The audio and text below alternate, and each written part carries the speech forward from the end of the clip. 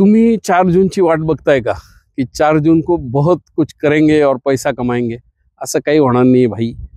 तुम्हाला मी सांगतो, ह्या शॉर्ट टर्म इव्हेंट्सच्या मागे लागू नका. इलेक्शनमध्ये 400 पार झालं तर मार्केट वर जाईल का खाली जाईल या सगळ्या नादी लागू नका. लॉंग टर्म आउटलुक ठेवा. हे मी कशाच्या बेसिसवर सांगतोय तर मला आज 19 वर्ष झाली गुंतवणूक सुरू करून. मी 2007-8चा सबप्राईम फॉल पण बघितलेला आहे. 60% मार्केट पडलं होतं आणि त्याच्यानंतर अनेक फॉल्स, थेट कोविड पर्यंत जेव्हा 40% मार्केट पडलं होतं, असे अनेक फॉल्स मी माझ्या लाईफमध्ये बघितलेले आणि मी सातत्याने गुंतवणूक करत आलोय. त्यामुळे शॉर्ट टर्म आउटलुक मध्ये काहीच ठेवलेलं नाही. काहीही होणार नाही.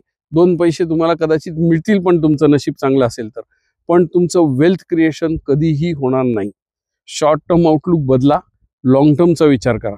10 वर्ष 15 वर्ष असा विचार करा आणि तुमचे फायनान्शियल गोल्स, तुमचे महत्त्वाचे जे गोल्स आहेत, तुमच्या मुलांचं शिक्षण असेल, तुमच्या मुलांचं लग्न कार्य असेल, तुमची स्वतःची रिटायरमेंट असेल, ह्याच्याबद्दल विचार करा.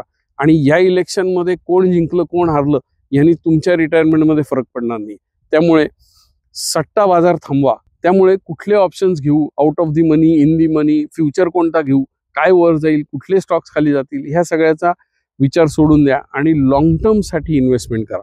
जर तुम्ही लॉंग टर्मसाठी इन्व्हेस्टमेंट केली आणि ह्या सगळ्या उलट्या पुलट्या इव्हेंट्सला इग्नोर केलं तरच तुमचं वेल्थ क्रिएशन होईल आणि तरच तुम्ही तुमचे फायनान्शियल गोल्स अचीव करू शकता.